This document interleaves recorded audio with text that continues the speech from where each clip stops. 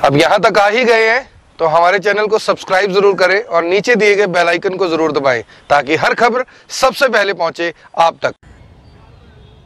नमस्कार, मैं हूं महक शर्मा और इस वक्त आप ये लाइव तस्वीरें देख रहे हैं हरियाणा के करनाल से।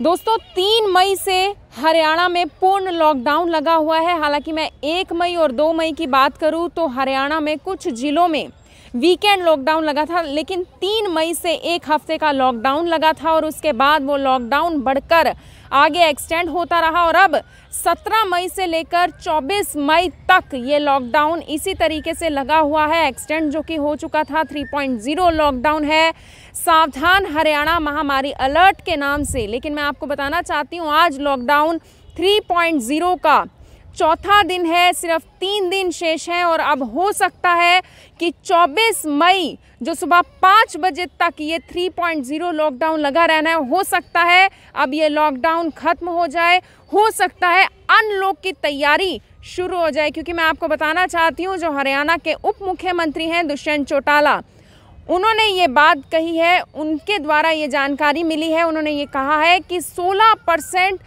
जो टेस्ट का रेट है वो बढ़ा दिया गया है, जो टेस्ट है उसको 16% तक बढ़ाया गया है हरियाणा की मैं बात करूं इस लॉकडाउन के दौरान। लेकिन जो केस हैं, जो मरीजों की जो संख्या है, जो लगातार जो पॉजिटिव केसेस जो सामने आ रही है वो 20% तक घटे हैं। मैंने आपको लगातार ये जानकारी दी है कि किस तरीके से कितने दिनों बाद 1 लाख से कम केसेस हरियाणा में इस वक्त एक्टिव हैं, या फिर पहले 11,000 से कम केसेस आए थे और उसके बाद 27 दिनों बाद आपको ये मैंने जानकारी दी थी कि किस तरीके से हरियाणा में 8,000 से भी कम केसेस आए थे। और अगर मैं बुधवार की बात करूं तो 6,342 केसेस जो हैं बुधवार को भी हरियाणा में पॉजिटिव केसेस थे। लेकिन बड़ी बात मैं आपको ये बताना चाहती हूँ कि जितने भी केसेस अब सामने आ रहे हैं, जो नए केसेस सामने आ रहे हैं, उससे डबल रिकवरी रेट है, यानी कि उससे डबल जो केसेस हैं वो ठीक भी हो रहे हैं।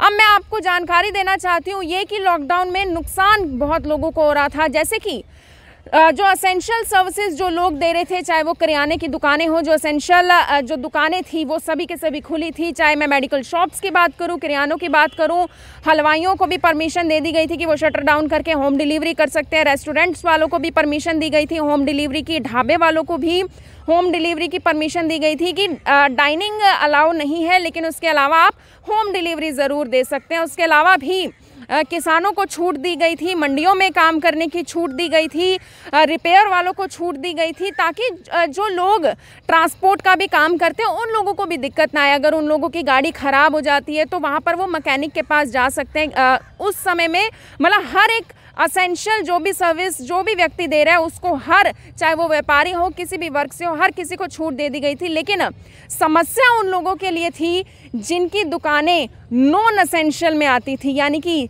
चाहे वो कपड़े की दुकान है, जूते की दुकान है, मोबाइल्स की दुकान है, किसी की भी आप दुकानें बता सकते हैं। हर जो भी व्यक्ति इस वीडियो को देख रहे हैं, हर कोई किसी न किसी व्यापार से जुड़ा हुआ है, किसी न किसी दुकान से जुड़ा हुआ है, किसी न किसी काम से जुड़ा हुआ है, चाहे वो स्कूलों में जॉब करता है या फिर कहीं पर भी जॉब करता है। हर कोई इस बात को समझता ज़रूर है कि लॉकडाउन लगने से क्या कुछ स्थिति बनी है। बहुत सारे लोगों की जॉब चली गई थी, बहुत सारे लोगों को घर बैठे बैठे सैलरीज नहीं मिल रही थी, बच्चों की हालांकि स्कूल फीस भरनी थी, और बहुत सारे लोग ऐसे भी हैं जिनकी दुकानें रेंट पर हैं। यानी कि आप ये बात खुद समझ सकते हैं कि जिन लोगों ने रेंट भरना है, जिन लोगों ने अपने बच्चों की स्कूल फ़ी भरनी है, आखिर वो लोग जाएंगे कहाँ जब उनके पास कोई काम ही नहीं है। उन लोगों के लिए भारी समस्या थी इस पूरे लॉकडाउन में। हालांकि लॉकडाउन का एक फ़ायदा तो ज़रूर देखने को मिला कि केसेस लगातार अब घटते हुए नज़र आए। जो लोग कोरोना से संक्रमित थे वो लोग ठीक होते हुए ज़रूर नज़र आए। लेकिन बड़ी बात ये थी कि जिन लोगों की नॉन असेंशियल दुकानें थी, चाहे जैसे मैंने पहले बताया कपड़े जूते की किसी की भी दुकानें थी, वो सब बंद थी, जिसके कारण लोगों को भारी समस्या का सामना करना पड़ रहा था। लेकिन जो अब हरियाणा सरकार है कहीं ना कहीं अब उन सभी दुकानदारों के बारे में भी सोचती हुई नज़र आ रही है। क्योंकि अगर यही बात मैं करनाल के डीसी की बात करूं, डीसी जो है निशांत कुमार यादव, उन्होंने भी ये बात कही थी कि हम इस लॉकडाउन में इतनी लीनियंसी भी इस वजह से दे रहे हैं, छूट भी थोड़ी बहुत इस वजह से दी जा रही है क्योंकि पुलिस प्रशासन भी, आपने देखा कि इस वक्त अगर हम लॉकडाउन की स्थिति देखें, हरियाणा के करनाल की भी मैं बात करूं तो छूट कहीं ना कहीं आपको देखने को ज़रूर मिलेगी।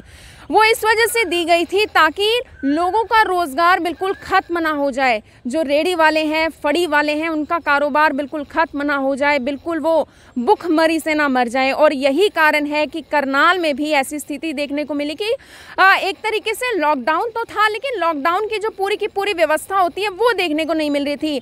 अगर मैं घरोंडा में व्यापारियों की बात करूँ तो उनकी भी बात ये निकल कर सामने आ रही थी, उनके द्वारा भी ये जानकारी मिल रही थी कि वो लोग ये चाहते थे, जिन लोगों की नॉन एसेंशियल दुकानें, कि हमारे बारे में भी सोचा जाए क्योंकि हमें भी रेंट देना है, हमें भी अपने बच्चे पालने हैं और अब अनलॉक की तैयारी हो सकती है। इसके बारे में हम पुष्ट जानकारी तो नहीं अभी दे सकते क्योंकि ये ऑर्डर 24 से पहले यानी कि 23 मई तक आ जाएंगे। 23 मई हो सकता है सुबह आ जाएं, दोपहर को आ जाएं या शाम तक। जो मुख्यमंत्री हैं वो खुद ट्वीट करके इसके बारे में जानकारी दे दें, स्वास्थ्य मंत्री हैं वो खुद ट्वीट करके जानकारी दे दें। लेकिन बड़ी बात मैं आपको बता दूं कि अब अनलॉक के बारे में एक बैठक में अब समीक्षा की जाएगी, एक पूरी इसके ऊपर डिस्कशन किया जाएगा हरियाणा सरकार की तरफ से भी कि उन लोगों के लिए क्या कुछ अब किया जाए जिन लोगों पर कोरोना से, जो लोग बहुत ज़्यादा प्रभावित हुए हैं, जिन पर कोरोना का बहुत ज़्यादा असर हुआ है, लॉकडाउन का बहुत ज़्यादा असर हुआ है।